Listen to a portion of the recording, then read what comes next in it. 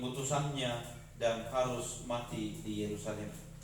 Orang-orang Israel mengeluh-elukan Yesus dengan berteriak, Hosana Raja Daud, Hosana anak raja, Hosana Tuhan kami. Dari pembacaan kita ini, karena ini adalah pasal 3, maka ini adalah merupakan ratapan yang ketiga yang dinaikkan oleh bangsa Israel kepada Tuhan dalam kondisi yang dialami. Apa yang dialami oleh bangsa Israel, keluarga yang dikasihi oleh Tuhan, adalah bahwa pada tahun 586 sebelum Masehi, kota Yerusalem dihancurkan. Dan pada tahun 70 Masehi, Bait Allah pun turut dihancurkan di bawah kuasa dan pemerintahan Raja Babel yang bernama Raja Nebukadnezar. Nah, dalam pembacaan kita ratapan 3 ayat 39 sampai 66 ini bisa dibagi dalam dua bagian, yaitu ayat 39 sampai 48 yang berbicara tentang ajakan untuk introspeksi diri. Ajakan untuk introspeksi diri ini artinya adalah masing-masing kita diberi kesempatan membuka diri di hadapan Tuhan untuk mengakui segala dosa dan kesalahan yang kita lakukan secara pribadi. Entah itu diketahui atau tidak diketahui, tetapi yang jelas adalah Tuhan tahu semua itu. Dari setiap dosa yang dilakukan oleh setiap orang inilah menjadi dosa berjamaah, menjadi dosa kebersamaan, dan karena itu Tuhan marah kepada bangsa Israel. Karena semua orang Israel tidak lagi mengindahkan perintah Tuhan, tetapi mereka melakukan segala yang tidak berkenan kepada Tuhan.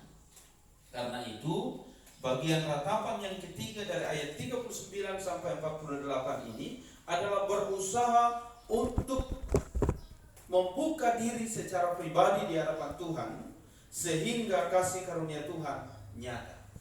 Ayat 43 dan 44 silakan buka.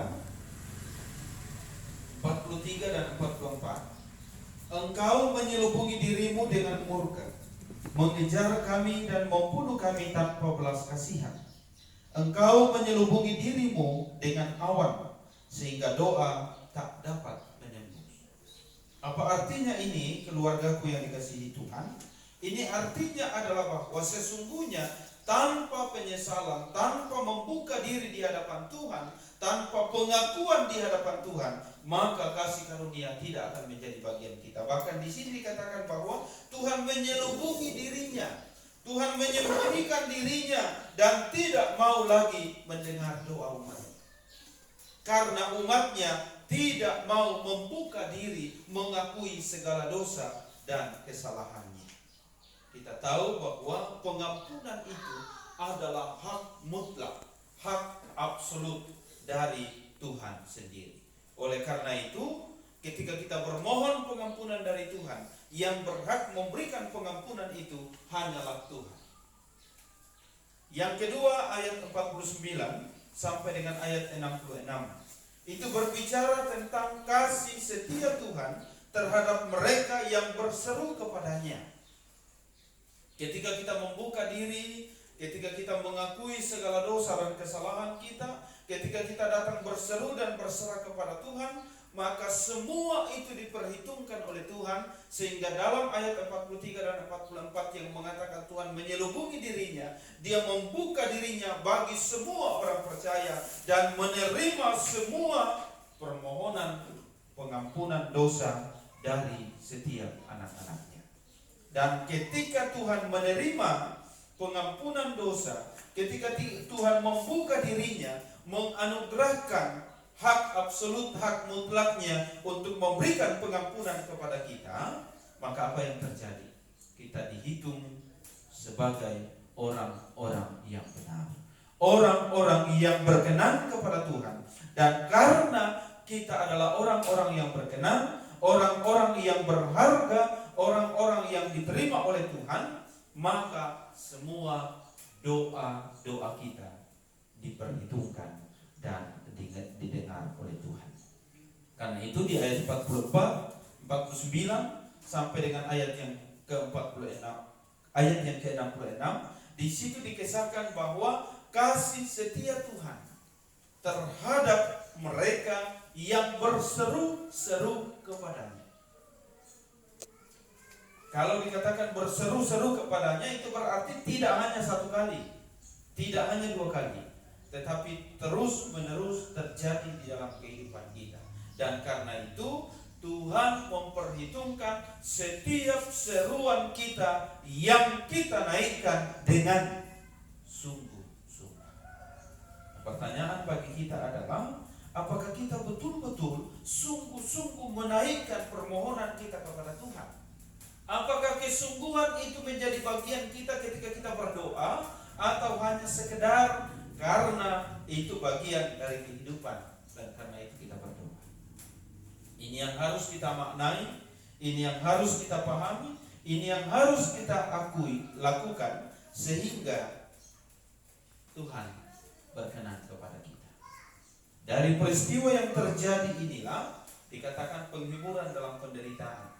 Saya sudah mengatakan tadi, penghiburan oleh karena kehancuran kota Yerusalem tahun 586 sebelum Masehi dan penghancuran Bait Allah tahun 70 Masehi. Itu yang dialami oleh orang Israel. Nah, karena itu mereka berseru-seru kepada Tuhan, mereka berdoa kepada Tuhan. Berbeda dengan yang kita alami saat ini, kita mengalami berbagai pergumulan, kecemasan, dan berbagai hal yang lain. Karena itu, kalau kita ingin Tuhan hadir bersama kita, kita ingin Tuhan berperkara di atas pergumulan kita, berseru kepada Tuhan dengan sungguh-sungguh, maka Tuhan akan menyatakan yang terbaik. Berseru dengan sungguh-sungguh kepada Tuhan artinya kita melakukan pengakuan dan komitmen untuk berubah. Pengakuan dan komitmen untuk berubah, untuk tidak lagi melakukan dosa, baik itu yang kelihatan maupun yang tidak kelihatan. Karena kita percaya Allah ada bersama-sama dengan kita, Allah mengetahui semua yang kita lakukan, Allah mengetahui semua yang kita pikirkan, yang kita harapkan. Dan karena itu, kalau kita berkomitmen di hadapannya, ingin berubah, ingin mengakui segala dosa kita, ingin meninggalkan semua dosa dan kesalahan kita, maka Tuhan akan memberkati kita. Amin. Amin. Siap mengakui segala dosa? Siap berubah untuk kemuliaan Tuhan? Siap. Benanya siap? Adit? Indri? Siap. Tidak melawan-melawan? Tidak apa namanya? Tuli-tuli? Dikasih tahu, dengar? Iya. Adit sama Naya tidak berkelahi-berkelahi? Orang tuli. Yo. Berubah? Mau berubah Naya? Tidak berkelahi? Yo. Jangan nganggu-nganggu. Iya. Amin. Amin. Jadi tidak boleh satu kali dipanggil datang, satu kali dikasih tahu lakukan, itu namanya berubah. Iya, Tuhan izinkan kita ibadah di rumah supaya kita masing-masing mengerti dan memahami tanggung jawab kita bersama. Jadi Adit, Naya, Indri berubah, Putri, Mercy, Enti, dia juga harus berubah. Kita tidak tahu apa yang kamu lakukan di luar, kita tidak tahu apa yang kamu pikirkan. Mungkin pernah menyakiti hati sesama, mungkin melakukan hal-hal yang tidak berkenan kepada Tuhan. Firman Tuhan hari ini harus membuka diri di hadapan Tuhan, harus berani mengintrospeksi diri di hadapan Tuhan, harus berani mengakui segala dosa dan kesalahan kita, sehingga Tuhan memperhitungkan kesungguhan kita, maka Tuhan akan menjawab semua doa, pergumulan, harapan kita bersama.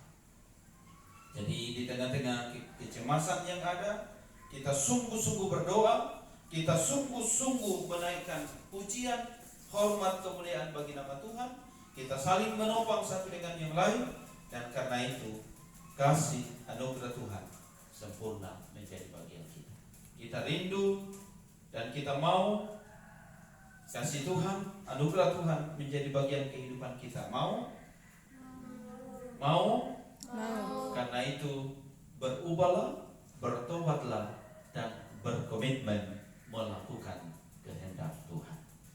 Amin. Kita bangkit